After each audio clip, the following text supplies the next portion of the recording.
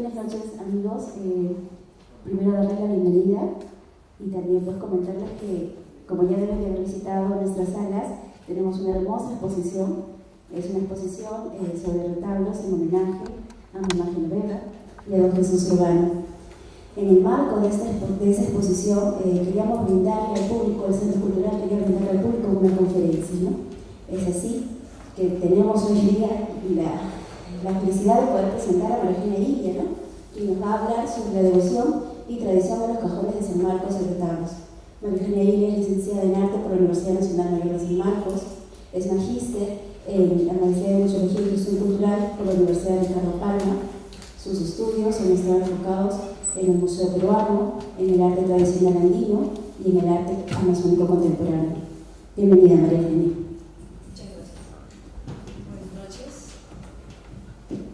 Buenas noches a todos. Primero quiero disculparme, tuve un problema con la diapositiva, no abrió por alguna razón ajena a mi voluntad, pero les agradezco la espera.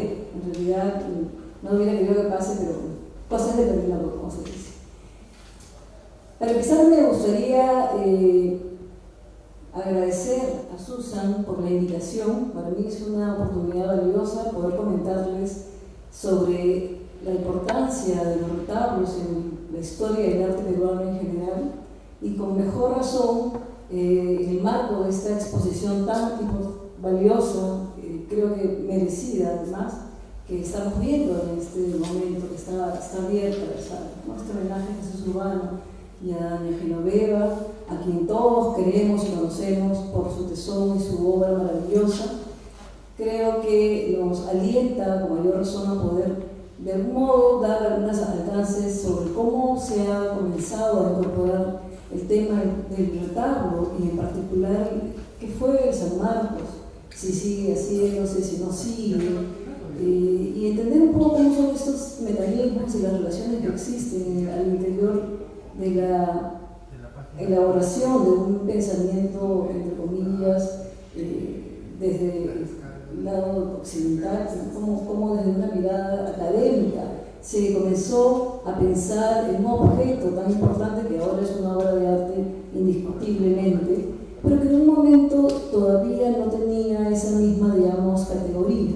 Entonces, brevemente lo que voy a hacer es hacer un repaso de cómo llegó a convertirse y a legitimarse un objeto, una pieza artística que apenas a inicio del siglo XX todavía comenzaba prácticamente a ser desconocida en nuestro medio, incluso por la misma intelectualidad limeña, ¿no? Y cómo se da toda esta mirada y esta incorporación y se hace posible además convertirla en una obra de arte genuina, con todas aquellas características que tienen los demás artistas y las demás obras, y que sin duda tiene una serie de plus. Cuando hablamos de retablo, hablamos de muchas cosas, en realidad, de muchos artistas además, muchos artistas que han utilizado y siguen utilizando este soporte como espacios no solamente de transmisión de tradiciones, con una estética muy singular, muy involucrada con una vivencia particular, sino también una serie de memorias diversas, memorias de la violencia. Hay artistas que han tenido este espacio en este formato, que han innovado en distintos momentos. Joaquín López Santay, quizá un referente, pero Jesús Urbano, vamos a ver acá, lo vemos en la exposición, fue un artista que supo innovar y salir de algún modo de esta tradición e incorporar temas diversos, nunca desvinculados de la manera de entender el mundo de este artista tan importante, ¿no? Así que empezamos. Por otro lado, tengo que decirles algo que es bastante también cierto. El retablo es uno de los temas más investigados dentro de la historia del arte, pero no solamente de la historia del arte, sino también de la antropología.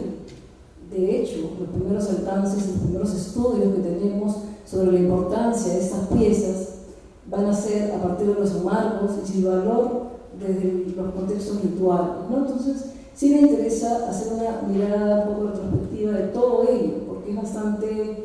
importante además tener en cuenta porque si bien los tiempos han ido cambiando, mirar el pasado, mirar estos contextos pastoriles en particular, que es de donde se van a desarrollar principalmente los rituales que involucran a los objetos más antiguos, nos permite también entender cómo un arte o una forma de hacer arte va a ir cambiando en el tiempo, se va a ir resignificando, va a ir convirtiéndose en otro tipo de objetos. En muchos casos sin perder una esencia, ¿no? Sin perder una esencia que tiene que ver incluso con lo formal, ¿no?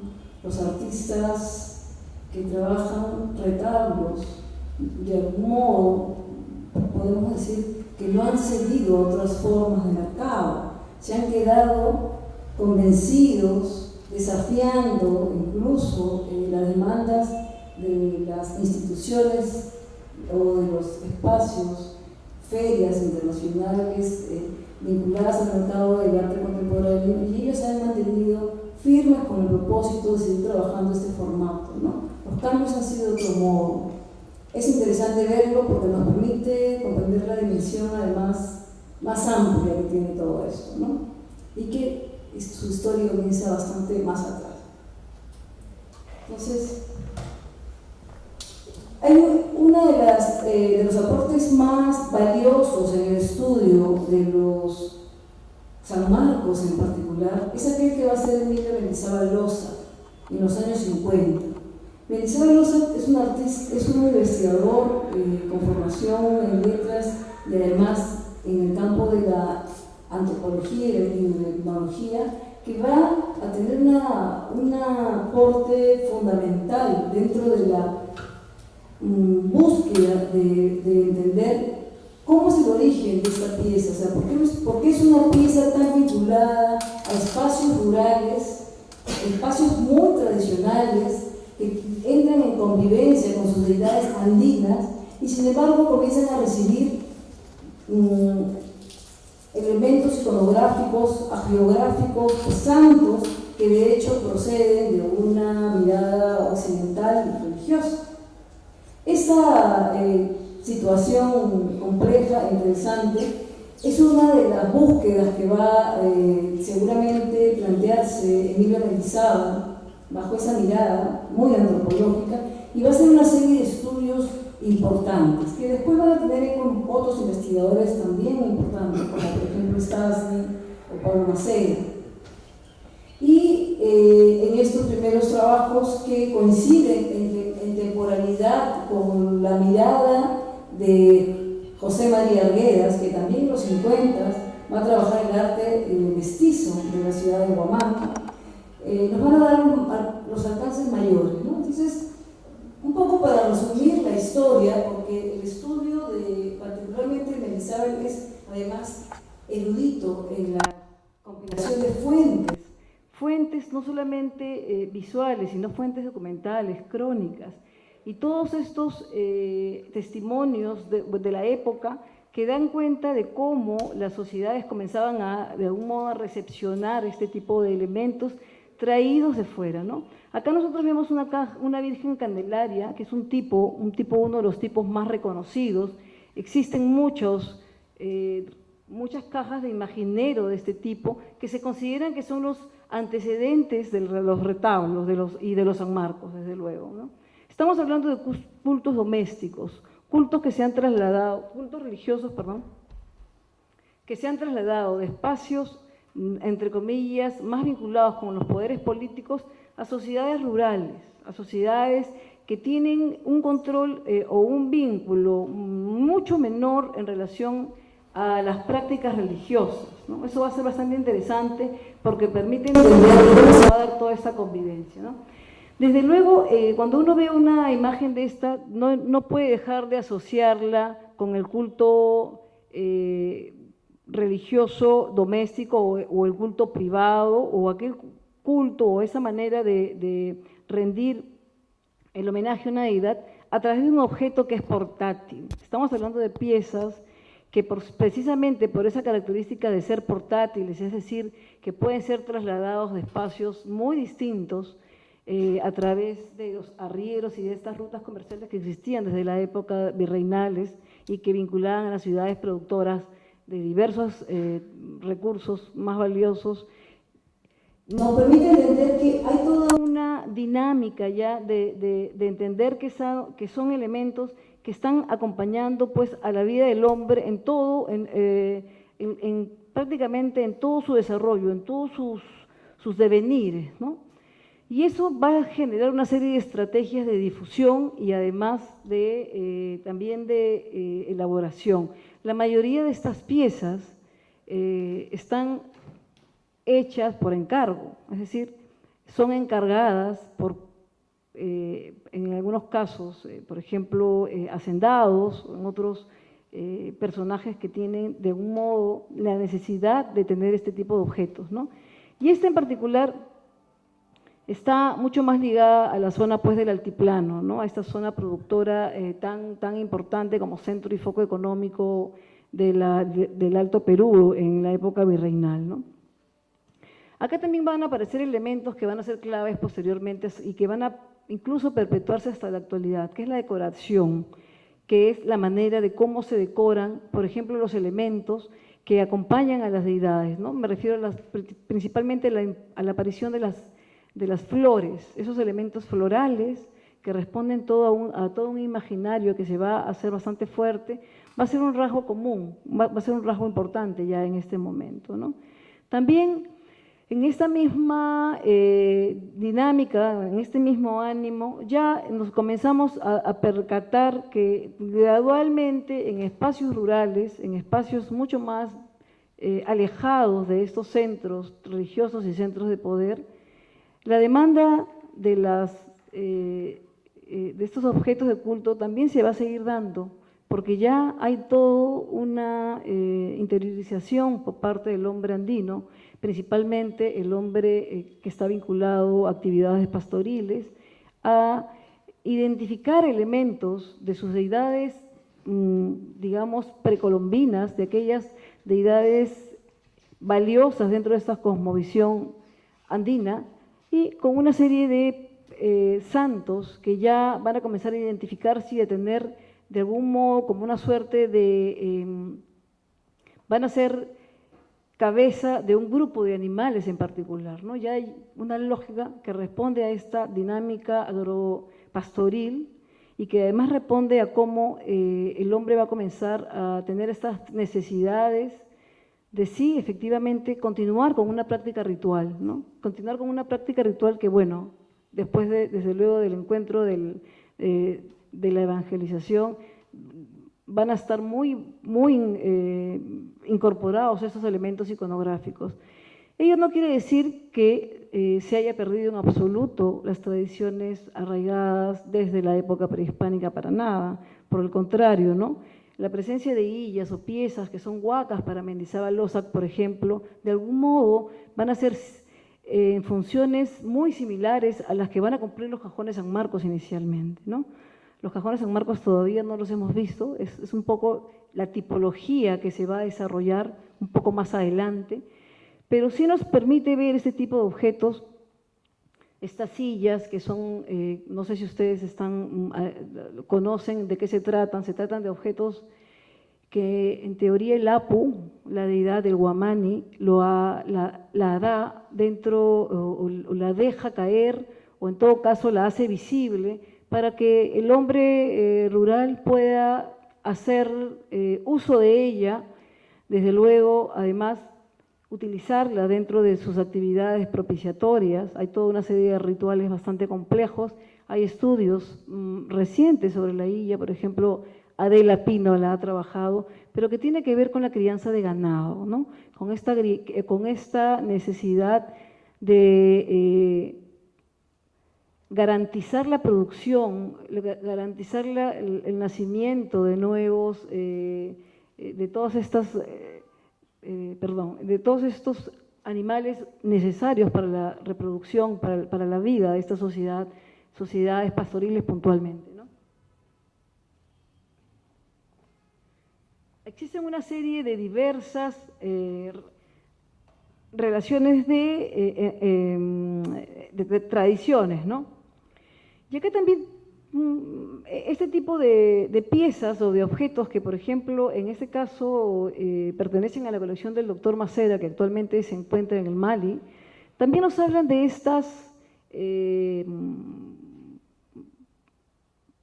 obras que son como de algún modo de bisagra, ¿no? Entre una forma de hacer más vinculada a la religión, a una forma que sí está netamente vinculada a, desde luego, a la mirada hispánica, a la mirada occidental del desarrollo artístico y todo el elemento iconográfico incorporado dentro de la evangelización, pero cómo estas tradiciones comienzan a trasladarse y a ser también asumidas, ya no por la mano del hombre necesariamente,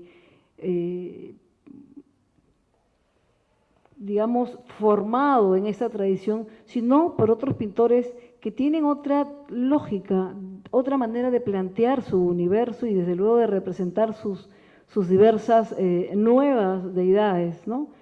Y esto es importante porque seguimos hablando de objetos que tienen una posibilidad de movilizarse, objetos móviles, cultos domésticos y cultos que pueden ser trasladados. El doctor Macera ha vinculado este tipo de pinturas al temple, sobre tela enyesada, a la pintura mural andina. Ustedes saben que él tiene importantes publicaciones al respecto, en donde hace una serie de aportes en relación a quiénes eran estos artistas que comenzaban a hacer toda esta diversidad de manifestaciones que, si bien estaban enfocadas a reproducir elementos iconográficos o temas, escenas traídas desde luego por la evangelización, le van a dar una serie de toques, por decirlo de una manera bastante fácil, de sabor nacional, ¿no? Es decir, la mano del hombre mestizo e indígena va a estar muy presente en la representación. En muchos casos, como sabemos, eso es un lugar común, ¿no? En muchos lugares en donde existieron deidades precolombinas, la extirpación de idolatría fue particularmente mucho más quizá violenta y más fuerte. Sin embargo, eso no ha dejado de lado y no ha dejado, además, de que siga convirtiéndose en un lugar de culto permanente. Hasta el día de hoy existen varios, ¿no? El Señor de Huanca, está Coyuriti, fiestas que están claramente donde se hace muy visible esta convivencia de estas tradiciones rituales, ¿no? Y religiosas. Antes de hablar puntualmente del San Marcos, también es importante vincular o ver como una serie de vínculos y antecedentes de ya lo que vamos a ver como el cajón en sí, que es una caja de madera con unas características en particular, el vínculo con la pintura cusqueña del siglo XIX, con estos que en algún momento se llamaron primitivos modernos y que, bueno, se dieron a conocer en Lima y se exhibieron en la Galería de Lima en la década de los 50 y que para, por ejemplo, el doctor Macera eran pintura mural móvil, ¿no? Porque respondían mucho a esas lógicas de técnicas y de maneras de plantear los elementos iconográficos, pero acá que hay una diversidad a este tipo de piezas, incluso se han clasificado en relación a si están más vinculados a santos protectores de animales ganaderos o santos que están más vinculados, por ejemplo, a actividades agrícolas, como San Isidro Labrador, ¿no? En este caso sí estamos viendo ya una serie de personajes del santoral que están vinculados a las actividades pues ganaderas, ¿no? Que es un poco a donde voy, a donde apunta el cajón San Marcos puntual, en general, ¿no? Entonces, estas pinturas exclusivamente asociadas a las actividades ganaderas, ya podemos ver acá de una manera bastante clara y elocuente la presencia, por ejemplo, de los evangelistas de Bautista y Santiago, ¿no? Cada uno de estos santos tiene una larga trayectoria y tiene además, es protector de un animal en particular. Eso es algo importante, estudiado y trabajado. Santiago posiblemente es el más valioso dentro de la representación porque Ya hay muchos estudios, una serie de representaciones que lo han vinculado siempre a Illapa, a esta deidad precolombina, ¿no? A este trueno, a este señor que genera la lluvia, que está muy vinculado a la fuerza, y de algún modo está también asociado al papel de Santiago Matamoros. Eso lo trabajan bastante Emilio Ochoa, Mendizábal y varios artistas, ¿no? Varios investigadores que también están buscando estas relaciones, ¿no? Mendizábal, como les digo, fue uno de los primeros en asociar la pintura rural cusqueña, ¿no? Claro, son dos ámbitos geográficos que no necesariamente están tan cercanos, pero que tienen una relación bastante visible de la conformación y sobre todo esta organización del espacio que se va a dar también en los retablos, ¿no? En los San Marcos, y eso va a ser bastante importante, ¿no? Todo esto, como les digo, va a ser trabajado por Macera, va a ser trabajado por Stastny, pero va a ser Mendizábal el que va a tener esta intención de identificar estas maneras de representar, ¿no?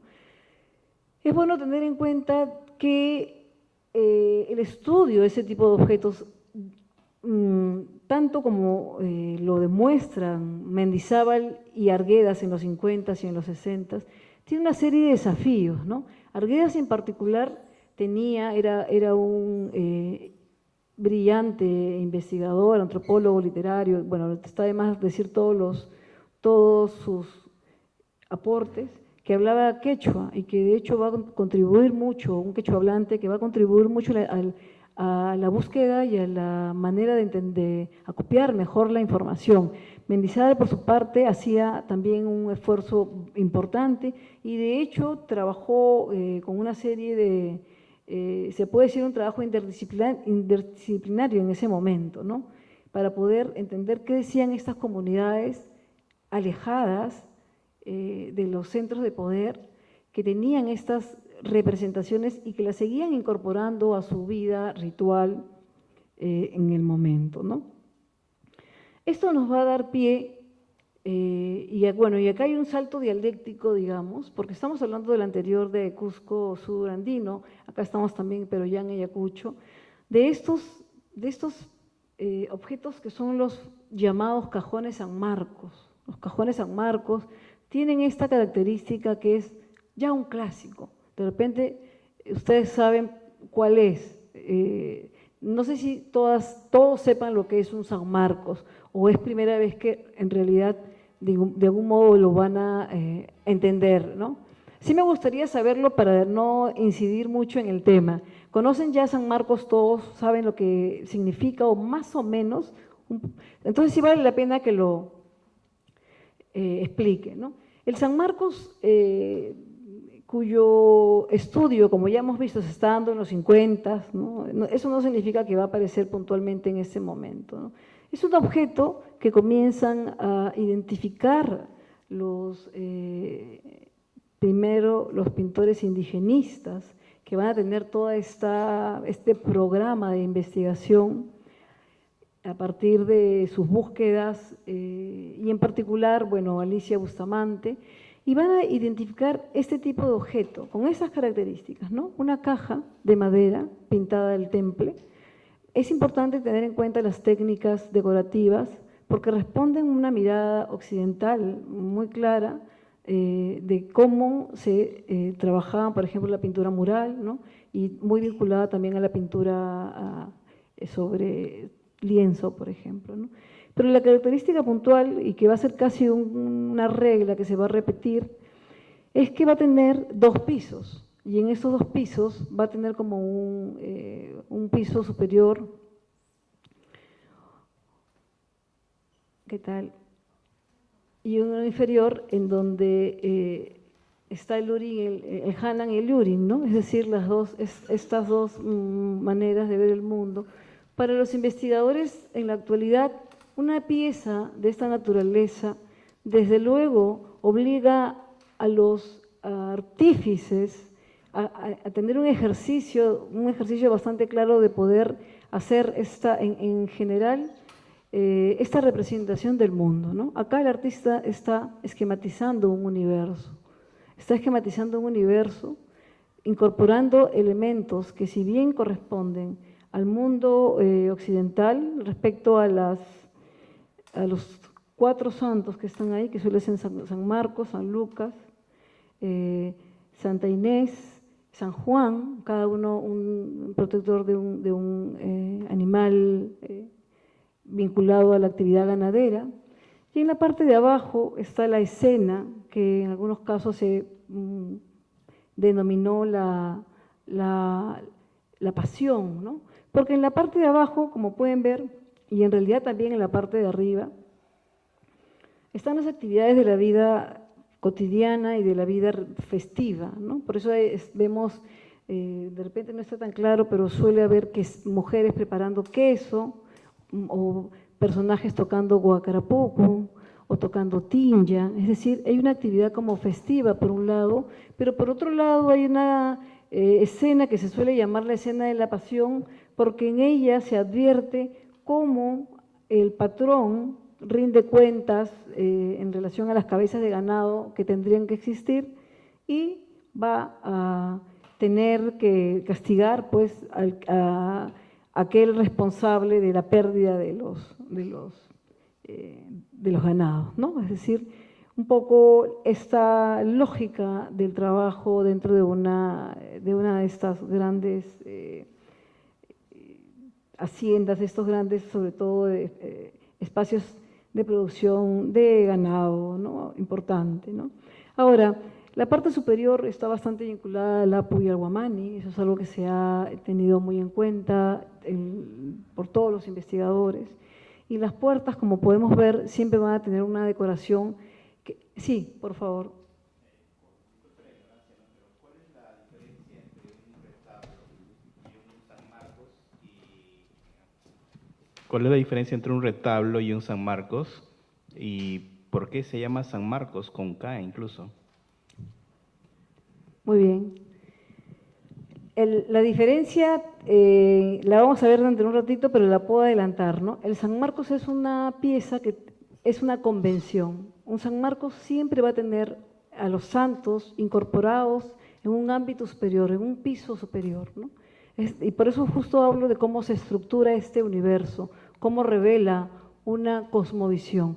Estas piezas son utilizadas, además eran hechas con fines netamente rituales, no con fines divulgativos o con otras finalidades, ya más de dar a conocer una cultura a otra, que va a ser el papel fundamentalmente del retablo, ¿no? El San Marcos va a tener estos 2 pisos, va a tener algunas variaciones, pero va a tener ordenadamente el orden de estos santos, porque cada uno de estos santos es responsable del bienestar, ya sea de la oveja, ya sea de la alpaca, ya sea de la llama, ¿no? O por ejemplo, bueno, cada uno de estos animales dentro de este universo ganadero, ¿no? Y en la parte inferior siempre va a haber esta escena, como les digo, una escena, se puede decir, bastante más, no religiosa, sino más cotidiana, ¿no? Más de la vida del campo, pero sí en un ámbito festivo, ¿no? Por eso hay instrumentos musicales, ¿no? No obstante, aparecen una serie de animales tanto arriba como abajo, ¿no? Porque para algunos investigadores la parte que corresponde al cielo, esta parte que corresponde al Hanan, estamos hablando de la manera en que también estos seres tienen de vincularse con los animales, ¿no? Ya sea, están ahí, por ejemplo, no va a faltar nunca los zorros, no van a faltar nunca estos animales que están dentro de este ámbito campesino, ¿no? Puntualmente, ¿no? Y un plus quizá es, como les digo, es que estos objetos se van a hacer exclusivamente por encargo. ¿Y quiénes van a encargarlos? Los productores de ganado, ¿no? Los productores de ganado también estamos hablando no de un solo tipo de productor, no. Estamos hablando de una jerarquía de productores de ganado. Es decir, estos objetos corresponden puntualmente a un grupo que está quizá más vinculado al trabajo de pastoreo, por ejemplo, más vinculado a la responsabilidad de cuidar al ganado, ¿no? Y en consiguiente, desde luego, la confección de un trabajo de esta naturaleza es mucho menos oneroso que un trabajo que implique otro tipo de recursos, como por ejemplo dorados o plata o piezas de plata, ¿no? Estamos hablando de puntos que responden a este estrato social puntualmente, ¿no? Hablándolo desde el punto de vista ya de las jerarquías que forman parte también de este universo andino, de este universo altoandino ganadero, ¿no? No sé si contesté la pregunta. Lo que sí es importante es que como lo he comparado con una huaca o con una illa, es precisamente porque sí va a tener un rol protagónico en esta necesidad de, como seres o como personas que están desde luego buscando un favor de su deidad, de Guamani, ¿no? En este caso, para los investigadores esta terminación en punta representa este apo, ¿no? Lo representa, ¿no? No es gratuito, no lo ha puesto allí el hombre por un capricho, ¿no? Sino que está vinculado a esa mirada y que además cada uno de estos santos también tienen toda una serie de múltiples significaciones en realidad dentro de este mundo ritual, ¿no? Más que comercial, porque ahí viene una serie digamos, de temas bastante interesantes y complejos, ¿no? Interesantes porque se van a dar principalmente en los 60, es decir, se va a considerar que este objeto, y eso lo dicen los investigadores, se bastardea, se ha bastardeado, esa palabra a mí me sonó mucho la primera vez que la leí, por parte de los antropólogos, ¿no? Y también tiene que ver la mirada de quien va a trabajar estos objetos, ¿no?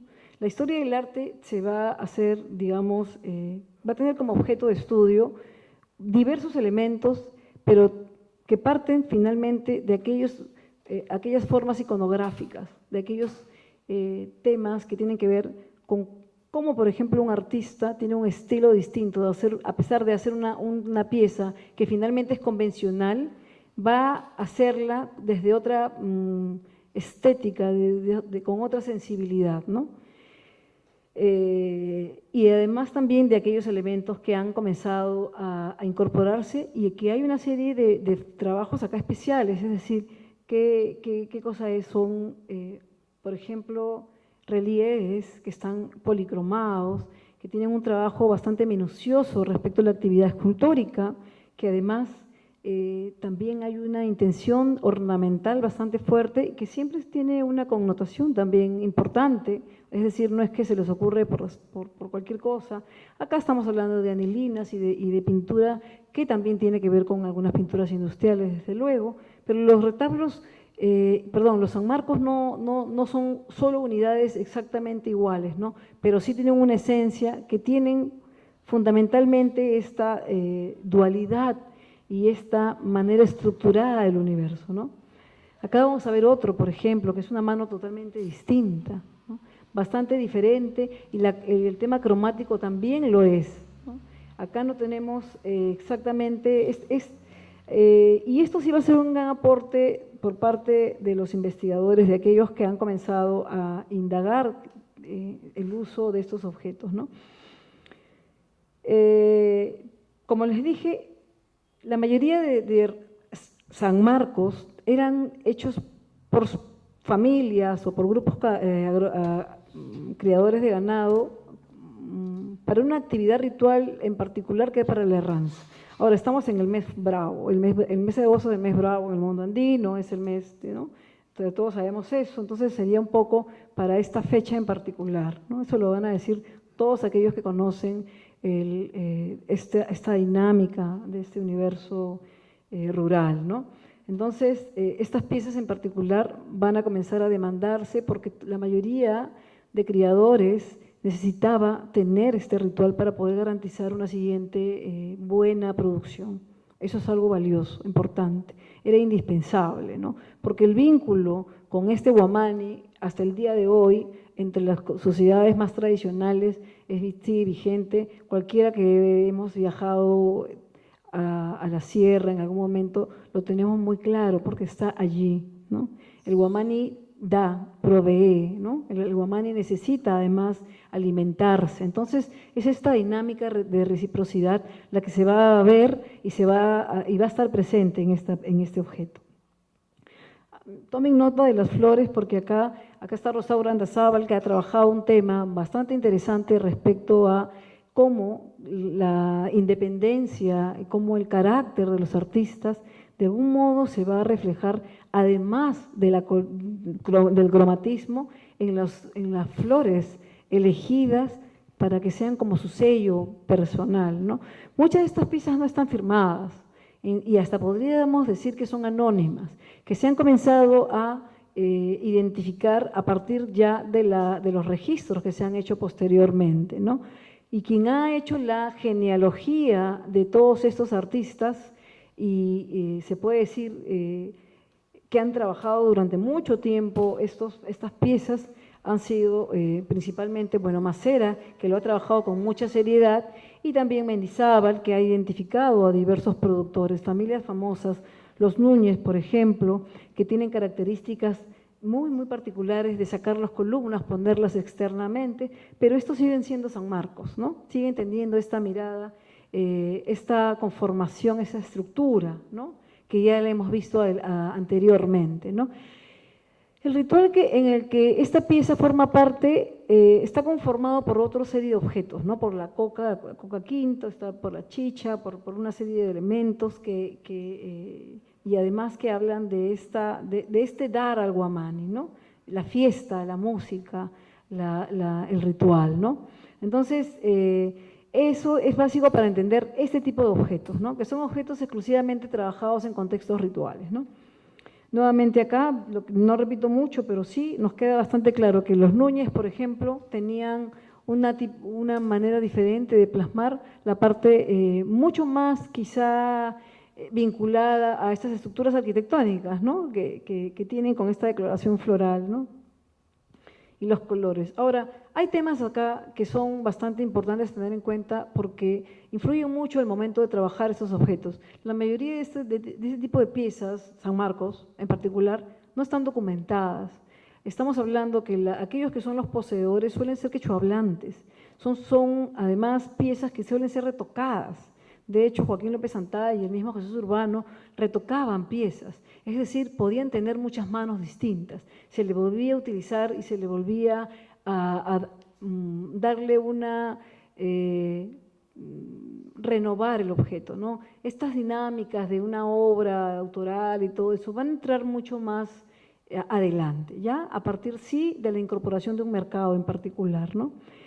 Me detengo en Joaquín López Santay porque es un clásico de la historia del arte, además porque es un parte de aguas dentro, sí, del estudio del arte tradicional y del arte peruano, ¿no? Muchos sabemos, quizá ustedes también, que a López Santay en particular se le atribuye ser aquel personaje que va a crear el género retablo, ¿no? Eso está bastante documentado, lo recoge José María Arguedas, quien además en los 50, cuando todavía existía la Peña Pancho Fierro, y él estaba bastante involucrado a la actividad de las artes tradicionales en particular, va a hablar de él como un escultor, ¿no? El mismo Emilio Mendizábal Loza también va a trabajar con López Santay, va a trabajar con Jesús y Julio Urbano, van a ellos darle información para poder hacer todas sus investigaciones. Pero con López Santay está este hecho que es que ya es una especie de, ciertamente un lugar común, pero es muy importante tenerlo en cuenta, porque habla del nacimiento de una tradición, ¿no? Si bien estamos hablando de las devociones rituales, de las devociones anteriores, que están y tienen sentido en todo este contexto, las piezas que va a hacer Joaquín López Santay comienzan a cambiar de público. Ya no van a ser preparadas exclusivamente para el público campesino, para el público rural, sino que ya van a ser, desde luego, realizadas a solicitud de los artistas indigenistas, inicialmente, y posteriormente, claro, a los artistas, mejor dicho, a un público más amplio, que es el público vinculado al turismo, ¿no? López Antay tiene además muchos textos dedicados a él, ¿no? Mario Raceto lo entrevistó, es uno de los libros más, quizá uno de los más importantes, porque hay si bien la metodología de la época todavía es hablar por el otro, ¿no? Es decir, tratar de recoger las voces de López Antay, el mismo Raceto es muy consciente y dice que pues el idioma era una traba para él, ¿no? Y que tenía que recurrir pues a personas que pudieran ayudarlo a traducir algunas cosas, porque la manera más genuina para poder contar su realidad, la realidad de López Antay, era en quechua también. Él estudió primaria en colegio, una primaria, digamos, normal, y de allí se va a dedicar a ser un artista. En los años 30, en el año 37, Alicia Bustamante, la pintora indigenista que formaba parte de este gran grupo conformado por José Sabogal, va a llegar a Huamanga y allí ella va a ver, en el 37 está eso tal cual publicado, no ve ningún San Marcos, no lo ve, ¿no? Solamente ve otro tipo de piezas, mateburilados, ve platería, ve piedra de Huamanga, ¿no? Ve cerámica de quinoa, pero no encuentra ningún San Marcos, no encuentra menos retablo porque no existían. Y va a ser posteriormente un siguiente viaje en el que ella va a descubrir, entre comillas, el trabajo de López Antay. Al respecto, en el trabajo mencionado de las Mendizábal es bastante claro en decir, no es que no haya existido cuando ella llegó a Huamanga el San Marcos, sino es que probablemente el vínculo en el que ella se movía no había incorporado, no formaba parte, en ese vínculo no formaba parte Joaquín López Antay. Joaquín López Antay era un artista bastante considerado en su localidad, en su pueblo, en Huamanga. De hecho, él no es un campesino, él va a ser hijo de un sastre, su abuela va a ser una importante artista también, de quien él va a aprender, pero no es un artista que se va a dedicar a la actividad pastoril ni nada. Él va a ser un artista y siempre desde muy joven se va a dedicar y va a vivir de su arte, ¿no? Entonces, eso nos permite también entender que no podemos encasillar como un solo personaje al artista tradicional. El artista tradicional es diverso, ¿no? Así como las artes tradicionales tienen trayectorias muy diversas también. López Antay, para algunos incluso de su comunidad, era considerado una suerte de misti. Desde luego, para la sociedad hegemónica, la élite, no era ni siquiera visible, ¿no? Estas son las jerarquías de nuestras sociedades, en este caso, por ejemplo, ayacuchanas, huamanguinas, en donde hay toda una tradición hispánica, donde hay una tradición virreinal muy fuerte que ha marcado el arte y que ha marcado las artes que son mucho más conocidas, la platería, estas artes que se puede decir que tuvieron mucha más atención en algún momento. Sin embargo, este tipo de objetos que tenían un carácter mucho más modesto en sus materiales, tienen otro público, ¿no? Y López Antay va a estar dentro de esta suerte de situación, ¿no? Posteriormente, Alicia Bustamante, que era una buscadora impenitente de los objetos de arte tradicional, la historia también tiene que ver con el aporte de los indigenistas, Sabogal, Camino Bren, Julia Codecido, todos ellos van a ser los primeros que van a ir en busca de estos objetos, ¿no? Sabogal quizá va a ser uno de los primeros que va a escribir sobre estas piezas, principalmente sobre los mates, va a teorizar, va a hacer una serie de ensayos al respecto, también va a mencionar el retablo, pero lo que quiero decir es que no va a ser ni desde la antropología ni desde la historia del arte el primer acercamiento a estos objetos, va a ser desde las artes plásticas. Los artistas plásticos son los primeros que van a tener esta sensibilidad de reconocer el valor artístico, valga la redundancia, de estos objetos. Y va a ser Alicia Bustamante la primera que que va no solamente a rescatarlos, sino que va a invitar a Joaquín López Santay a venir a Lima y a exhibir sus obras en la Peña Pancho Fierro, que era un lugar importante y en donde confluían intelectuales, artistas, literatos, poetas, músicos de todo el ámbito limeño, ¿no? Durante varias décadas. López Santay se va a abrir a un nuevo mercado, pero, y esta es la anécdota importante que se ha convertido como una,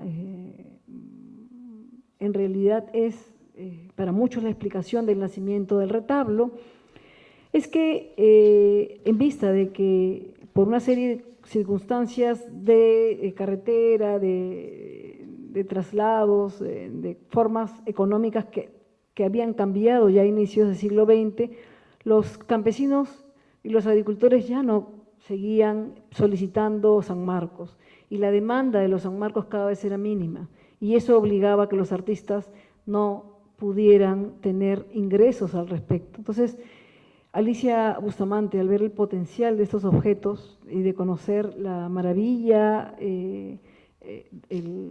además el trabajo narrativo que se mostraba en ellos, es que le va a decir y le va a sugerir a López Santay incorporar otros temas, ¿no? Y acá comienza ya la verdadera historia de lo que ya es el retablo, ¿no? Este retablo va a tener características bastante distintas a los San Marcos, ¿no? Bueno, esto es solamente una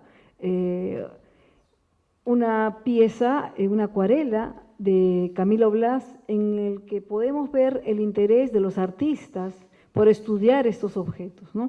Desde luego, la percepción de un artista va más vinculado al ámbito estético, a la forma, a qué colores se utilizaban, qué flores, qué ornamentación. Sin embargo, son registros valiosísimos, ¿no? A partir de esto y más adelante es que se va a comenzar a trabajar ya con más profundidad el carácter simbólico de las piezas, ¿no? Acá vemos un San Marcos de don Joaquín López Santay, ¿no? Como les digo, él hacía San Marcos para muchas poblaciones, muchos pueblos de Carmenca, pueblos que estaban bastante, que llegaban a la ciudad o que solicitaban a través de los arrieros. Los arrieros son los intermediarios más importantes que hacían posible la transmisión no solamente de objetos, sino de elementos visuales, la transmisión de muchas cosas dentro de estas ciudades rurales, ¿no?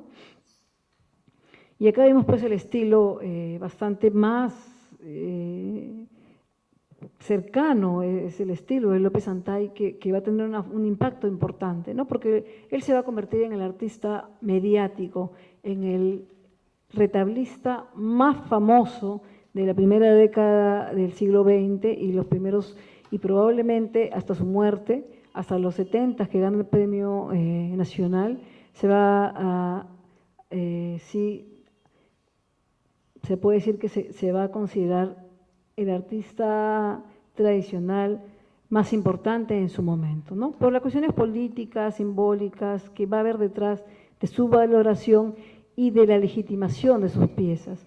Este tipo de piezas van a ser las primeras que se pueden considerar retablos. Y en ese sentido, no sé si respondo ya a la consulta que hace el señor, porque ya vemos, sí, efectivamente, que sigue existiendo esta caja, sigue existiendo la pintura, siguen existiendo los elementos ornamentales, pero el contenido interior ha cambiado radicalmente, ¿no? Ya no hay en ella esta mirada, esta convención que es en la parte superior los santos protectores del ganado y en la parte inferior estas escenas de reunión o de la pasión, ¿no? Ya no están. Acá vamos a ver otro tipo de escenas.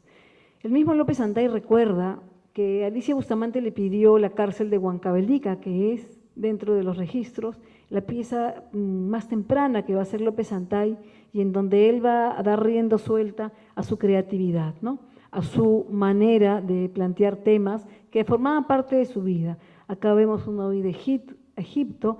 Acuérdense, piensen que estos objetos también van a tener un encargante, van a ser hechos por encargo. Entonces, la huida de Egipto es un tema muy vinculado a la a los temas religiosos que van a tener bastante demanda dentro de la sociedad huamanguina, pero también de la sociedad limeña, porque López Antay va a tener un mercado limeño, ¿no? Es un poco lo que pasa también ahora con otros artistas que comienzan a ingresar al mercado, ¿no? Acá vemos una corrida de toros y también vemos cómo va cambiando el estilo de López Antay, cómo sus colores se van convirtiendo en mucho más intensos, va a tener un cromatismo en el que predomina el azul, el amarillo y el rojo, esas improntas de color, todos esos elementos van a ser bastante característicos del artista, ¿no? López Antay se puso de moda, muy de moda, y la intelectualidad limeña adquiría sus obras a través de la Peña Pancho Fierro. Además venían a ferias también, ¿no? Pero va a ser un artista que de algún modo tuvo un impulso.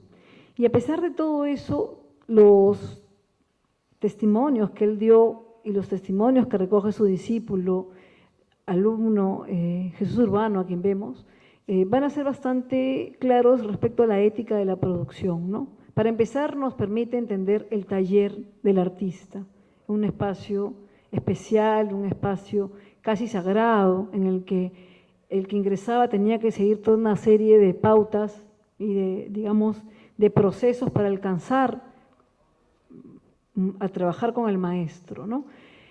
También nos enseña textos como el de, por ejemplo, de Raceto, nos enseña a tener muy claro que hay un celo muy, muy propio de esos artistas. Los artistas ayacuchanos tienen bastante celo de su propio trabajo, valoran mucho su trabajo, valoran mucho su esfuerzo y su obra, ¿no? Entonces sus discípulos van a ser contados con los dedos y tienen que tener muy claro que se lo merecen, que merecen conocer el trabajo de estas técnicas, ¿no? Y claro, ahí está la frase que dice, yo no soy fábrica, ¿no? O sea, le hacían muchos pedidos porque esto era pues oro en polvo para los turistas. Y en este momento el desarrollo del turismo y estas empresas que comienzan a tratar de facilitar la llegada de los artistas tradicionales a otras ferias, a otros mercados, va a ser un poco agresiva y esto sí va a marcar posiciones respecto a que no soy fábrica, me tomo mi tiempo para hacer una pieza, porque una pieza al final es un trabajo artístico, ¿no? No hay duda de cómo ellos van a considerarse. La firma es bastante importante, porque la firma nos habla también del vínculo con los artistas, entre comillas, bueno, no entre comillas, los artistas formados en la academia, ¿no? Los artistas académicos. Jesús Urbano era un artista que había aprendido en el taller familiar. En cambio, Alicia Bustamante era una pintora de bellas artes, José Sabogal era un pintor de bellas artes, y son artistas que tienen tradiciones de formación totalmente distintas, la lógica de sus quehaceres es diferente, y eso es algo que vale la pena tener en cuenta. Sin embargo, la presencia y el contacto de uno y otro va a generar lo que ustedes ven, que es la presencia de la firma del artista. López Antay es un artista que comienza a firmar su trabajo, ¿no? Un trabajo que tiene una autoría, que tiene toda además un despliegue fabuloso ya de su versatilidad, tanto en la manufactura como en el manejo de las paletas de color, ¿no? Él estaba innovando permanentemente y López Antay va a trabajar hasta casi sus últimos días, igual que el maestro Jesús Urbano. Son artistas que trabajan incluso en todo momento, que han trabajado en todo momento, ¿no? Para muchos este podría ser un autorretrato del artista. Es un poco difícil pensar que no, porque hay bastante similitud con con su manera de presentarse ante el público. A mí sí me queda la duda de que él siempre estaba muy vestido con un terno, con un sombrero, ¿no? No era un hombre exactamente de campo, pero lo conocía. De hecho, su abuelo tenía su chacra, su espacio, y manejaba desde luego también a sus peones, ¿no? Es decir, él no era un artista citadino, ¿no? Era un artista que estaba dentro de este espacio, ¿no? Dentro de este espacio de la ciudad, y los que buscaban su trabajo iban a su taller puntualmente, ¿no? Eso es un clásico, un sacador de espinas, ¿no? para muchos el autorretrato de Joaquín López, ¿no? Sí, un salto dialéctico porque les hablé de este antes y después de la historia del arte peruano, claro, sí, pasó. Si estuviéramos en los años 30 o 40, no podríamos ver una exposición como la que vemos en este momento, ¿no? Para empezar, no habrían tantos espacios expositivos por un lugar, pero por otro lado, no eran piezas que se consideraran artísticas. Así de simple, ¿no? Así de absurdo también, pero era la lógica de la sociedad hegemónica limeña del momento. Esto va a ser algo que no se podía sostener en la década de los 70, el mundo cambió, la sociedad buscaba otra cosa, los mismos jóvenes y los mismos artistas.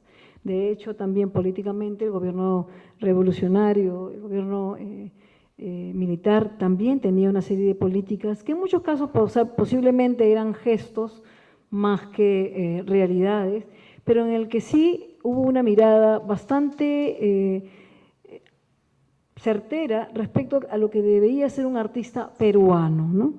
Hay muchas cosas que han pasado en todos estos años, en los 50, en los 60, respecto al desarrollo de las artes tradicionales y a su legitimación. Para los 70, los indigenistas, a través del Instituto de Arte Peruano, entre ellas Alicia Bustamante, ya habían formado una importante colección que custodiaba en ese momento el Museo Nacional de la Cultura Peruana, que se va a oficializar en los 40.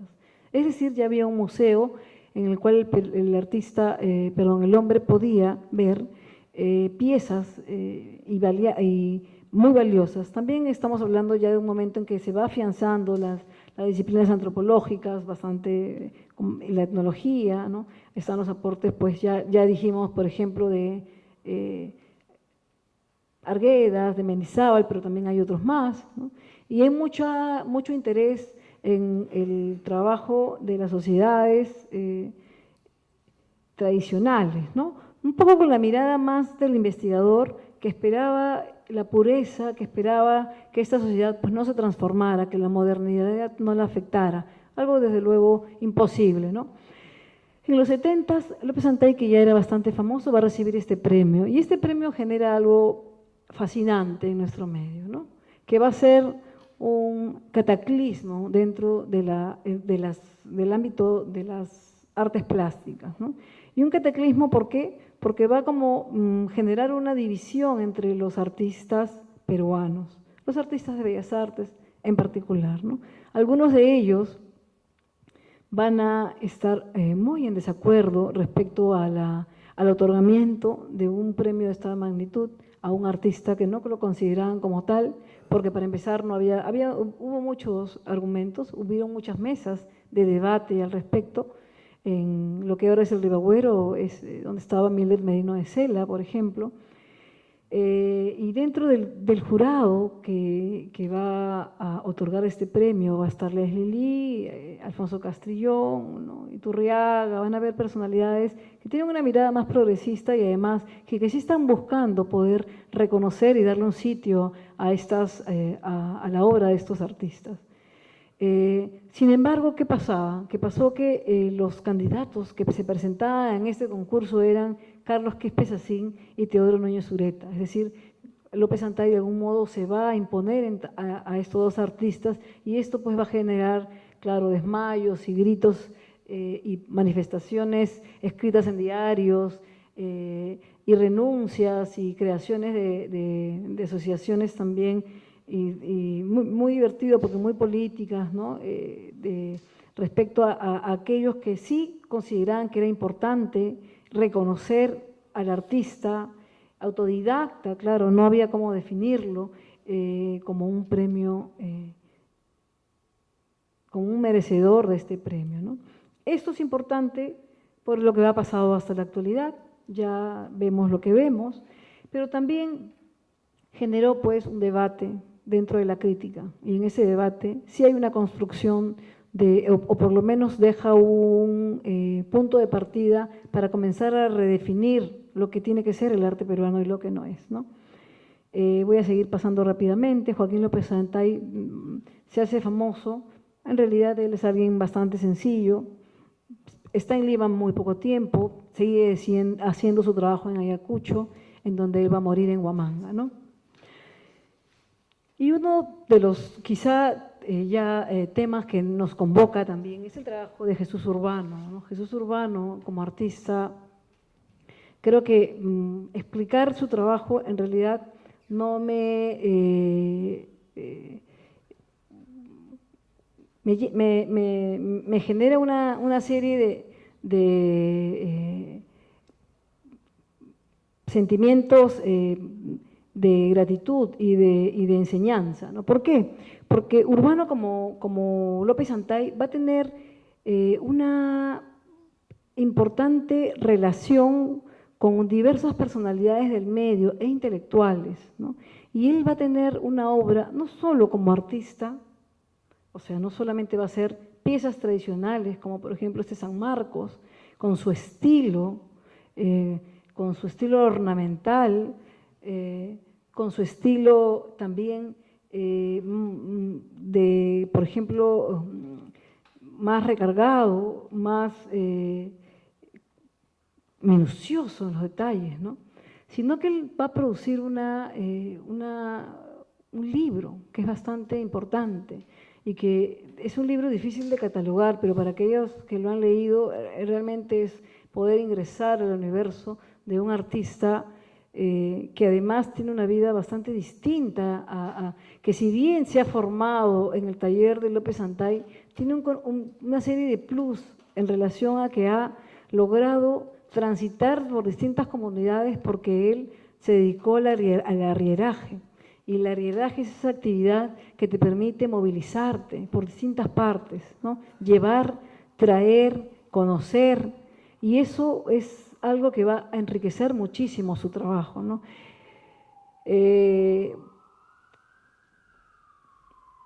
Él va a tener reconocimiento ya mismo en los 60s, no solamente va a tener reconocimiento, como podemos verlo acá, con la Orden de Sol Caballero, también va a formar parte de debates, porque llega un momento en que aquellos que trabajan y aquellos que se interesan en el tema del retablo y que no están convencidos de que es una pieza artística, comienzan a buscar una serie de argumentos para poder definirlos, ¿no? Y uno de ellos era pues que se trataban de artesanías, ¿no? Y muchas de estas piezas circulan en un ámbito artesanal, es decir, en ferias artesanales, ¿no? Entonces acá comienzan a haber una serie de situaciones complejas que nos tienen que, de algún modo, que conocerlas nos permite entender cómo sitiar o cómo situar a cada uno de estos artistas, ¿no? El mismo Jesús Urbano también ha trabajado para ferias, ha vendido, porque los espacios de circulación de estos objetos comienzan a ser distintos también, ¿no? Y él, en sus retablos, ha tenido una gran diversidad de temas bastante distintos, bastante diversos, bastante novedosos, ¿no? Vinculados pues a escenas del Antiguo Testamento, vinculados y además con elementos propios, elementos de su entorno inmediato, ¿no? Me refiero a las plantas, ¿no? O por ejemplo, esta arca de Noé, ¿no? De Urbano, en donde ya vemos acá que el artista, como todos los artistas, comienzan a salir nuevamente de la tradición, es decir, abandonan el cajón, abandonan este formato de algún modo tan marcado y comienzan a innovar y comienzan a trabajar temas que son mucho más narrativos y más escultóricos, es decir, comienzan a indagar estéticamente, comienzan a plantear su percepción de estos temas que son tan importantes, ¿no? O por ejemplo, esta pieza que es fabulosa, ¿no? Una pieza que rompe en absoluto con el esquema del retablo, ¿no? Esto ya es una pieza totalmente escultórica, es una pieza además donde él trabaja prácticamente una cosmovisión, ¿no? Ahí, como les digo, es todo un esfuerzo intelectual entre los artistas poder describir el mundo que los rodea, tratar de hacerlo sencillo para aquellos que no lo conocen, ¿no? Y sobre todo los arrieros de Carmen Alto, ¿no? Un tema comprometidísimo con su trayectoria en particular, ¿no? Y acá vemos apus, vemos los animales, vemos a los pumas, vemos a todos estos animales que forman parte de este entorno y de estas cosmovisiones, ¿no? Bueno, algunas cruces de la pasión, son temas que están dentro de esta producción, como les digo, todos ellos además de hacer San Marcos, hacen cruces de pasión, porque esos trabajos son estacionales, ¿no? Son temporales, son también cíclicos, de acuerdo a los calendarios rituales o los calendarios andinos, ¿no? Bueno, acá son y no quería, y ya con esto termino, porque no los quiero cansar con este tema, con un trabajo hecho de la Limón, entre la maestra Genoveva y el maestro Jesús Urbano, ¿no? Cuyas vidas han estado unidas por el arte, han sido, creo yo, que aquellos que hemos visitado al maestro Urbano, hemos conocido a doña Genoveva, su mano derecha, sus ojos, su voz, aquella que ha permitido que él como artista también continúe y se recupere de los avatares de salud y de todo lo que él pasó, y que además le dio a ella, siendo un artista muy celoso, siendo bastante celoso, le dio a ella la confianza y la autorización para que ella continúe con la labor, ¿no? Y la señora Genoveva tiene una serie siendo ella cusqueña de nacimientos, tiene una serie de historias y tradiciones que plantear y que contar desde este lenguaje, desde el lenguaje del retablo, ¿no? Desde el lenguaje de las artes tradicionales.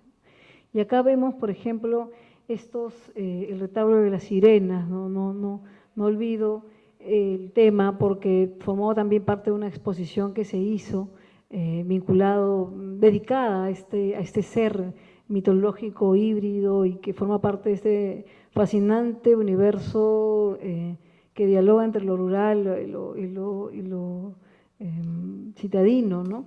Y que además está, sí, desde luego, la sirena como sirenadora de alimentos, sirenadora de instrumentos musicales, vinculada a la música, este ser que está dentro de todos estos relatos, estas leyendas, que alimentan la vida del hombre rural y alimentan la vida de los artistas principalmente, ¿no? Ellos tienen ese bagaje y ese bagaje está planteado y está plasmado a partir de ese tipo de obras, ¿no? Y de esta versatilidad cromática fascinante que manejan con muchísima facilidad, ¿no? Y maestría. Entonces, yo invito a todos ustedes a que vean la exposición. En realidad es un honor, doña Geno, verla siempre. Realmente es un gusto inmenso.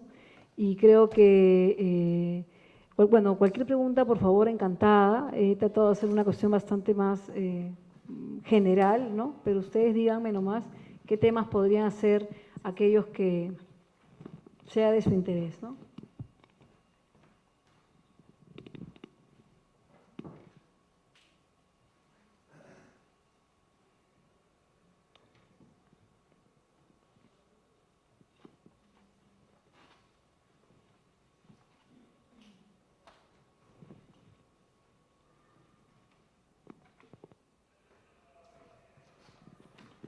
Si nadie comenta, les voy diciendo yo un comentario.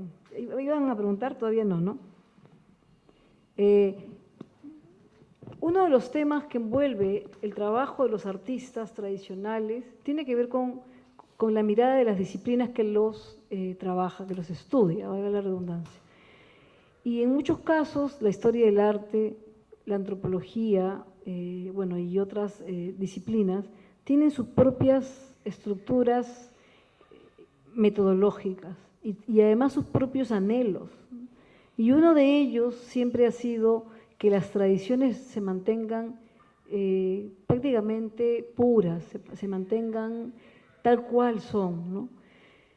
Desde la historia del arte nosotros somos conscientes que eso es algo imposible, porque sería, basta con ver pues todo lo que nos antecede en general y cómo el hombre va siempre a representar su momento. Entonces, pero la antropología ha sido bastante, quizá, importante al definir los objetos de las artes tradicionales, porque han sido muchos antropólogos los que han dado valiosos aportes, ¿no? Pero al mismo tiempo han sido ellos quienes han censurado los cambios y la reformulación de tradiciones. Entonces, esa es una tensión en la que siempre se está viviendo cuando se trata y se trabaja el tema de las artes tradicionales, ¿no? Sí, nada más era eso. Yo quisiera comentar sobre la vinculación de los retablos con el concepto o la conceptualización del arte popular, ¿no? En ese sentido está bastante muy vinculado al respecto. Por otro lado, los artistas que han hecho estos retablos, de hecho, digamos, no han seguido una corriente académica.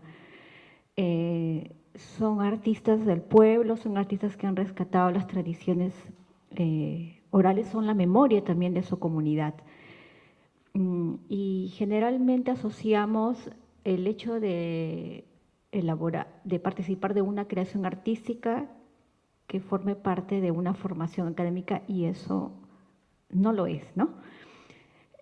Por otro lado, yo quisiera consultarte o preguntarte sobre, de acuerdo a la exposición que hemos escuchado, si nos puedes sintetizar cuáles son esas resignificaciones que ha tenido el retablo en ese sentido, ¿no?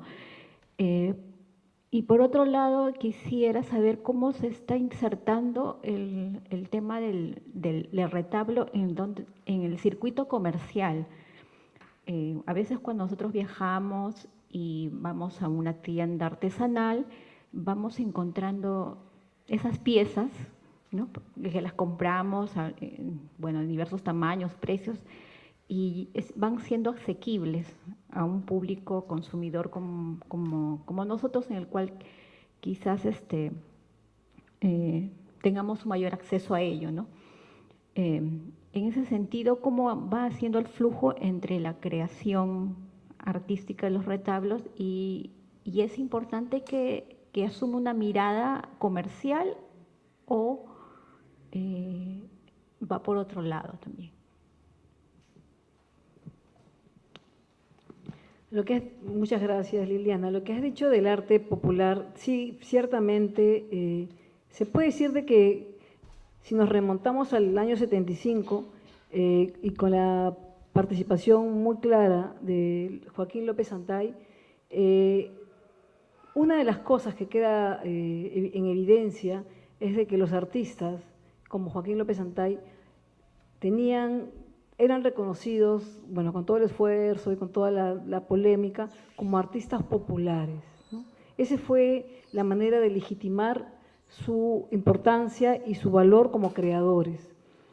Mientras que los otros artistas formados en el ámbito académico eran considerados artistas públicos, cultos. Entonces, este primer debate se va a dar puntualmente porque los artistas cultos consideraban que los artistas tradicionales eran artesanos y no eran artistas. Y allí hubo una serie de documentos y de posiciones, entre ellas la de Alfonso Castrillón, en la que daba cuenta de que un trabajo como el de Joaquín López Santay no podía ser una artesanía, ¿no? No tenía estas características de repetición masiva, ni de, por ejemplo, este tipo de otro trabajo que de algún modo definía lo que era lo artesanal, ¿no? Para él, el hecho de que existiera un universo personal plasmado en una obra, como por ejemplo esta, o por ejemplo esta, ¿no? Nos habla de una voluntad personal, desde una sensibilidad que es exclusivamente de él, es decir, no todos nosotros o no un artista académico va a tener esta misma sensibilidad, y eso es inherente a cualquiera, ¿no? independientemente de si es académico o no, ¿no? El término de arte popular se acopió, se utilizó desde la presencia de los indigenistas. De hecho, se puede decir que utilizar inicialmente acá en el Perú a partir de la influencia mexicana. Los mexicanos en los inicios del siglo XX, en su celebración de la independencia, el centenario, ya tienen un gran museo de arte popular, una gran exposición, porque hay una mirada nacionalista fuerte, ¿no? Acá en el Perú, en los 20 teníamos una mirada hacia adentro, pero lo popular no entraba, era lo arqueológico, ¿no? Era una mirada entre arqueológica, también hispánica, pero lo popular o lo tradicional no formaba parte de un corpus artístico que se consideraba propio y peruano en ese momento del discurso oficial. Sin embargo, toda esta complejidad nos permite a nosotros ver que hay varias cosas que entran en juego cuando uno define el arte, y entre ellas es el circuito de producción, distribución y consumo, que lo dicen Hacha, que lo dicen varios, y que tiene que ver con cómo se mueve, se produce y se difunde las artes, ¿no? Por ejemplo, un artista académico, un artista formado en Bellas Artes, va a seguir todo este sistema. Es un sistema que se va a establecer en Occidente en un momento determinado y que va a formar parte ahora de nuestro circuito comercial. Un artista estudia, produce una obra para un público, el público la exhibe y la va a comprar. O sea, es un sistema que está creado con esas condiciones y con esas reglas. ¿Por qué? Porque el objeto artístico es un objeto que forma parte también de un circuito económico. Y eso no solamente la pieza de un artista académico, sino también la pieza de un artista tradicional. Ahora, efectivamente hay mercados muy diversos y hay mercados y hay piezas que están consideradas con categorías distintas, ¿no? Porque son piezas que sí son fabricadas en serie y que sí tienen esa vocación de inicio de ser producción masiva y en la que no hay una autoría clara ni un tiempo determinado que implique que forma parte de un discurso muy íntimo y personal, ¿no? No es el caso de estas piezas. Entonces, estos condicionantes, estos elementos nos permiten a nosotros entender qué cosa es una pieza artística, qué cosa es, entre comillas, el arte y qué es artesanía. Desde luego la artesanía existe y va a seguir existiendo. Hay un mercado artesanal, son objetos que se producen y que se producen para un mercado masivo y general para un público que es un público otro, que un público que ha estereotipado lo que quiere comprar, que sabe que hay como una mirada cliché, ¿no? Es decir, es como cuando uno va, no sé, viéndolo por un lado totalmente diferente. Cuando uno va a Estados Unidos, es decir, es eso, está buscando eso, que sea representativo de esa colectividad, ¿no? Puede pasar también, ¿no? Entre los artistas tradicionales, la presencia en los distintos mercados es algo común, como entre los artistas también académicos. El mercado es un tema que merece un estudio muy aparte, porque tiene reglas poco claras, tiene reglas complejas y que en los últimos años se está estudiando desde otras disciplinas, no necesariamente la historia del arte, por ejemplo, desde la antropología, ¿no? Y desde la economía, ¿no? Porque hay muchas cosas que tienen que ver con el arte contemporáneo, sobre todo, ¿no? Y que, como les digo, en cuestiones financieras, la claridad de las procedencias, de las colecciones y todo, es algo que se está cuestionando bastante, como también se está cuestionando el uso del término de arte popular. Cada vez en este paradigma, en este espacio, en este ámbito en el que nos queremos reconocer como diversos, también tenemos que saber que el arte es diverso y no tenemos por qué catalogarlo, ¿no? En muchos casos yo incluso hago mea culpa porque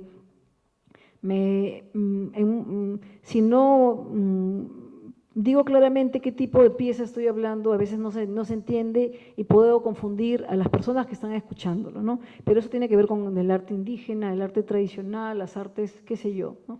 Son categorías que sirven para momentos determinados, ¿no?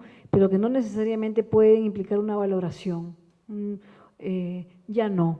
Eso es algo que como sociedad y como personas que están tratando de también hacer una historia del arte propio con características locales, con características desde este lado del mundo y desde este lado de la sociedad también, sí reclaman una mirada al arte que sea bajo la misma luna, ¿no? Bajo la misma lupa, ya dejando de lado quién es y quién no es, porque las artes ya no lo permiten tampoco, ¿no? Las artes conceptuales y todo eso. Entonces, es algo que tenemos nosotros que comenzar a interiorizar y por suerte las exposiciones que vemos cada vez más en donde ya no son solamente artistas egresados de escuelas, que también son valiosísimas, importantes y desde luego no los voy a, no tienen por qué ser menos ni más, contribuyen a entendernos, ¿no? A entender la sociedad desde sus artes diversas.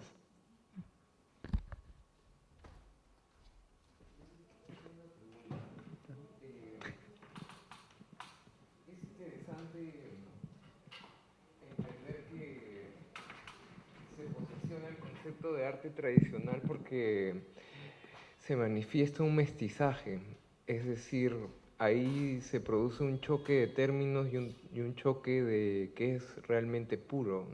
O sea, esto sobresale porque hay una presencia indígena y española a la vez.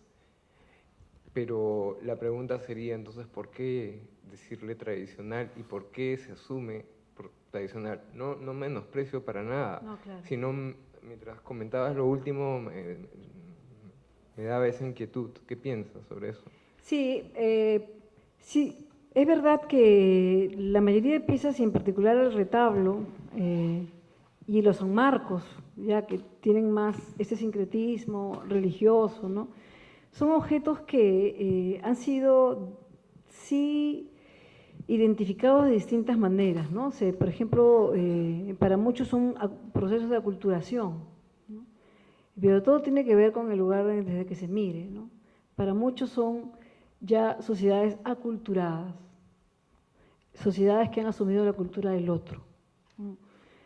La pregunta es si eso puede seguir siendo vigente en la actualidad pensando en otros. ¿Quiénes son esos otros? Porque esos otros ya somos nosotros o son ellos, es decir, ahí tendría que ver desde dónde se enuncia este tipo de miradas, ¿no?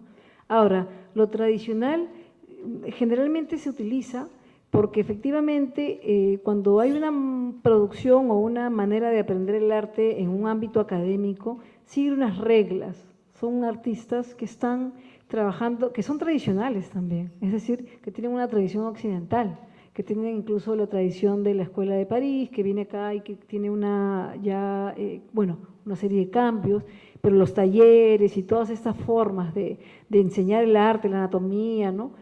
También son tradicionales, ¿no? Pero de algún modo sí se han venido utilizando para poder entender más estas formas de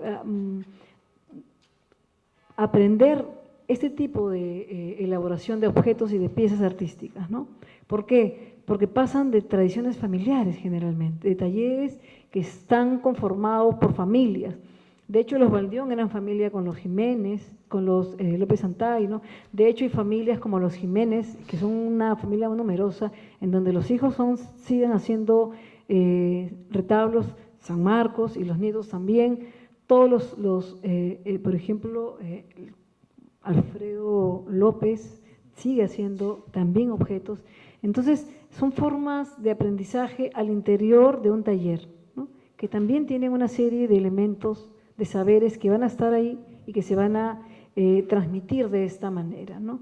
Y que finalmente mantienen elementos que están muy, muy arraigados, ¿no? Y por eso precisamente yo decía, ¿no? Nosotros seguimos viendo retablos y San Marcos, seguimos viendo esos objetos, y algo que a mí me ha llamado y siempre me llama la atención es que los artistas no han negociado de tal manera que de pronto comiencen a hacer pinturas, es decir, abandonen este formato tridimensional, que tiene esta caja, que tiene toda esta connotación religiosa y todo, y se comiencen a hacer solamente pintores, como por ejemplo pasa en otros contextos, ¿no? Eso tiene que ver con la sociedad y con el espacio en el que se han insertado inicialmente, ¿no? Lo que no ha pasado, por ejemplo, con los pintores amazónicos. Los pintores amazónicos que nosotros conocemos y que son muy famosos han asumido esta forma de hacer arte, ¿no? A través de este formato bidimensional que es como un lienzo, ¿no? Que tiene mucho que ver con los artistas no necesariamente, bueno, formados en ámbitos también académicos y que desde luego también permite incorporarse a un circuito mucho más amplio, ¿no? Porque acuérdense de algo, que los circuitos artísticos también están condicionados por la naturaleza de los objetos. No es lo mismo exponer en una galería un retablo que exponer un cuadro. Acá mismo lo podemos ver, ¿no? Acá en este espacio, ¿no? Los objetos tridimensionales, las esculturas tienen otra historia como objetos y tienen otras necesidades como objetos. Y por ejemplo los enmarcos, los retablos, y también forman parte de esas necesidades, de esos desafíos, ¿no? No es fácil insertarse con objetos que son tan delicados de por sí. De hecho, la delicadeza de estos materiales en muchos casos ha hecho que no sobrevivan. Por eso es que la datación de los enmarcos generalmente se ubica entre los fines del siglo XVIII, ¿no? Porque o se han o se han perdido en el campo, o se han reutilizado, o se han, qué sé yo, dañado. No ha habido ese afán de conservarlos y de preservarlos porque tenían una utilidad. Su utilidad no era como esta, que ya es el retablo, que es una utilidad, mejor dicho, que tiene una finalidad ya de exponer, de dar a conocer, de ser visto por muchos, ¿no? No un fin ritual puntualmente, ¿no? También tengo una consulta, ya digamos, tratando de pedirte tu opinión sobre… Tengo entendido que la obra de Joaquín López Santay fue declarada Patrimonio Cultural de la Nación en el 2016. Sí. Y justamente hace unos meses yo estuve en la Casa Museo que queda en Ayacucho, conversé con su bisnieta, que es la encargada de… Patricia. Sí, Patricia Mendoza. Entonces, justamente ella me comentaba de que en la Casa Museo no pasan de 2 piezas las que son de autoría de su bisabuelo, ¿no? Y que justamente a raíz de eso es que se había tratado de hacer esta solicitud del Estado para que sea declarada toda su obra Patrimonio Cultural de la Nación. Y en ese sentido me preguntaba por qué varias de las expresiones culturales, porque si bien hay un trasfondo artístico, no deja de ser un objeto cultural, más conocidas en el Perú no son declaradas Patrimonio Cultural de la Nación, ¿no? Creo que el único antecedente o el único caso que existe es el de mate burilado de una zona de Junín, pero sin embargo expresiones como la del retablo o el cajón San Marcos o la misma tabla pintada de Sarwa no han pasado por casos parecidos, ¿no? ¿Qué opinión tienes al respecto? ¿Piensas que quizá debería haber una necesidad a manera de política de Estado para que pueda, digamos, permanecer de alguna forma este tipo de expresiones culturales y hacer una especie de políticas por la salvaguardia de ellas, o quizá hay una opinión contraria? No, tu pregunta es tiene bastante coherencia y además sí te comento de que refleja mucho nuestros vacíos legales respecto a qué cosa es patrimonio y qué no es. Y eso es algo que uno lo tiene en cuenta en particular cuando se otorgan los permisos de salida de piezas del país, ¿no? Lamentablemente la legislación sobre patrimonio de la nación es una ley bastante ambigua y está muy pensada en temas arqueológicos, ¿no? Es algo que ha tenido una serie de iniciativas para que puedan ser cambiadas, pero lamentablemente todavía no se han realizado esos cambios. Es decir, sigue teniendo los vacíos. Y no solamente, te comento, en relación a piezas tan valiosas como por ejemplo, retablos o, qué sé yo, mates o tablas de Sarwa, sino también para piezas de artistas contemporáneos que no necesariamente son, que pertenecen al ámbito académico, ¿no? Nuestra legislación no ha normado qué es lo que es y no es, porque es complejo, además, ¿no? Pero sí debería ser un esfuerzo, porque ciertamente hay piezas que, por ejemplo, tendrían que tener restricciones para salir del país porque ya no se van a hacer más, o sea, ya no va a haber más Jesús Urbanos y ya no van a haber más López Antay, ya no van a producirse más, porque son artistas que ya no están entre nosotros. Y eso precisamente es algo que nosotros tenemos que cuidar. Y sí, he conversado también sobre esta ironía, ¿no?, de que siendo la casa museo, el centro cultural que están haciendo, dedicado al nombre, al prestigio de Joaquín López Antay, tengan tan pocas piezas.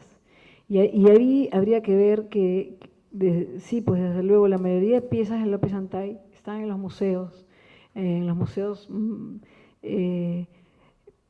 limeños, ¿no? En los museos limeños. Lo menciono, aunque no digo que esté mal que estén allí, pero lo menciono porque finalmente también los han custodiado con mucho celo, ¿no? Menos mal. El Museo Nacional de la Cultura Peruana, el Museo Ribagüero, por ejemplo, ¿no? No recuerdo ahorita en qué otros museos más, pero también hay muchísimas piezas en colecciones privadas, muchísimas, porque López Antay en su época, y sobre todo en el tiempo en el que estuvo en Lima, regaló a Marta Hildebrand, a Miranda, el ministro de Educación, que le entrega, y va a comenzar a tener una demanda bastante fuerte de piezas espectaculares, que nosotros no vemos, ¿no? Entonces, yo creo que responder a tu pregunta sí implica que existe un esfuerzo por parte del Estado por tener una mirada mucho más amplia de lo que es la legislación, y además más diversa también, ¿no? Y teniendo en cuenta casos muy especiales, porque, como te digo, hay muchas piezas que no tienen esta restricción, no tienen me refiero a restricción de salida, pues porque cuando es patrimonio de la nación declarados, las piezas están custodiadas finalmente, ¿no? Sí, eso es un vacío bastante grande que afecta muchos otros temas colateralmente, el tema museo, el tema qué sé yo, ¿no? Precisamente nuestra ley de patrimonio tan precaria es de los 90, ¿no? Sí. Bueno, quería agradecerles por su tiempo, perdonen también la extensión de todo y la demora en empezar, así que muchísimas gracias, ha sido un gusto verlo, muy amable. Gracias, María Eugenia. Amigos, los invitamos, todavía hay tiempo de visitar la exposición hasta el 19. Asimismo, no queremos irnos sin aplaudir a mamá Genoveva por el premio Joaquín López Antay. Por favor, un aplauso para mamá Genoveva. Y al mismo tiempo, una vez más, gracias, ¿no?